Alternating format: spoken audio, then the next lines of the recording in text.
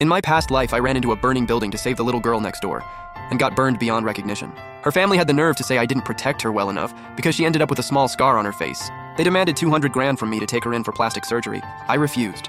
That same night, my parents were burned alive. I torched both those ungrateful pieces of trash with one cigarette. I lunged at him and beat his dog to a pulp. Then I opened my eyes again. I'd been reborn. Reborn 1 minute before I saved the little girl next door.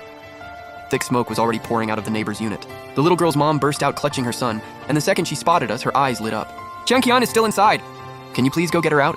Same thing happened in my past life. Chunkian was a sweet kid. I genuinely liked her. Hearing she was still in there, I didn't even think. I just ran in. But after that, she called me disgusting, said I was hideous, said I was the reason she had a scar on her face. She hated me. I'm not a firefighter. This time, I'm not going in. I grabbed my parents and started moving fast toward the stairwell. Move it. Once that fire spreads, nobody's getting out.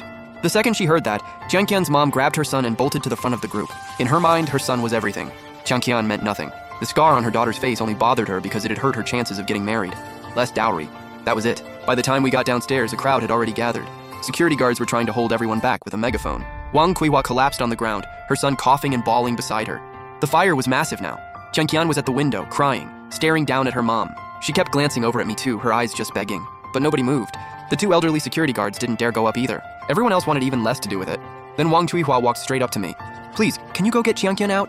She's your daughter. Why aren't you going? You're way stronger than me. You can run faster than me. And even if you won't go yourself, there are plenty of big strong guys standing right here watching. Why aren't you begging them? Wang Kuihua's eyes went red instantly. She started sobbing loud enough to pull in even more onlookers. Then help me, please. My legs gave out. If I could walk, I would have gone in myself already. Chunkian loves you so much. How can you just stand there and do nothing? They never liked me. They wished I was dead. Ungrateful little snake. I'm just gonna watch. The fire's too big. I'm not going in. You hear that? Fire trucks are already on their way. Let the firefighters handle it. They know what they're doing. They're just not gonna be able to get the truck through in time. That road is already narrow, and both sides are lined with parked cars. A regular car can barely squeeze through. A fire truck? Not a chance. Some guy nearby suddenly spoke up. If that were my kid, I'd risk my life to go get her. Someone in the crowd immediately jumped on it. Then go beg him. He just said he'd risk his life. Wang Kuihua's eyes lit up. She grabbed her son and dropped to her knees with a thud. Please, sir, please save my daughter. She's only 8 years old. If you bring her out safe, I'll have her call you Godfather. I can't. I'm terrified of fire. Just wait for the firefighters, please. Wang Kuihua wasn't taking no for an answer. She kept slamming her head against the ground until her forehead split open. The whole crowd started pressuring the guy to go up. He shot me a dirty look, then headed upstairs, clearly not happy about it. I'm not heartless like some people. Y'all just wait. Yeah, that was aimed at me. Go ahead. I'm still not saving her. Wang Chuihua came back over holding her son, glaring at me like she wanted me dead. Chunkian thinks the world of you and you're just gonna let her die? You're disgusting, absolutely disgusting. You're her mom. Why didn't you go? If something happens to her, how are you gonna live with yourself?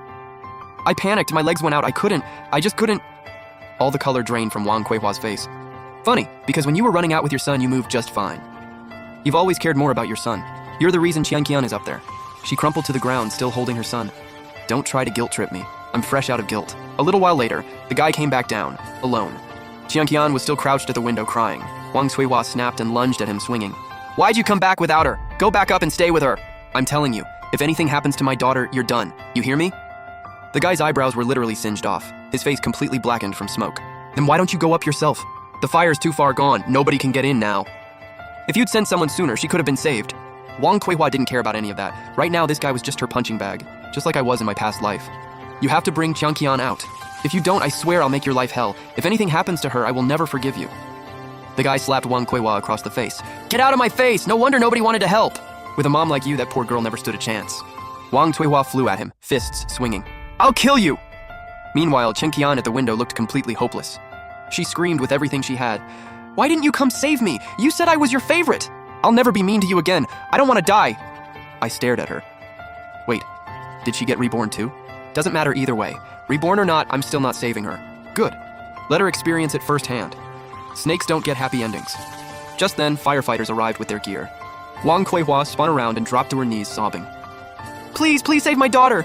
The firefighters said a few words to calm her down and got to work. But because the truck couldn't get through in time, Chunkian was pulled out. With burns covering more than half her body, her face was destroyed. Disfigured beyond recognition, worse than what I looked like in my past life. She looked at me, completely lost. Why didn't you come save me? I was waiting for you the whole time. That confirmed it. She got reborn too. Just don't know from what point she came back. Does she know what her family did to me in the last life? The firefighters went up and got you, didn't they? You're standing here just fine. No, it was supposed to be you. You were supposed to run in and save me. I wouldn't have been burned this bad if you'd come. Why didn't you come? Why? Because I'm done saving people who stabbed me in the back. Chen Qian, you made me sick. The little girl's eyes went red, tears streaming down her face. You can't just abandon me! Save me! Your parents will take care of you. Wang Cuihua walked over holding her son, staring at me like she wanted to tear me apart. This is your fault. You let her burn. You deserve whatever's coming to you. Excuse me? There were like 30 people out here and none of them went in. But I'm the one you're blaming? Are you serious right now? This is a country with laws, lady. Keep talking and I'll sue you for defamation. Get out of here, you've got some nerve. Wang Cuihua was trembling with rage, but she couldn't come up with a comeback. I rolled my eyes, grabbed my parents, and walked away.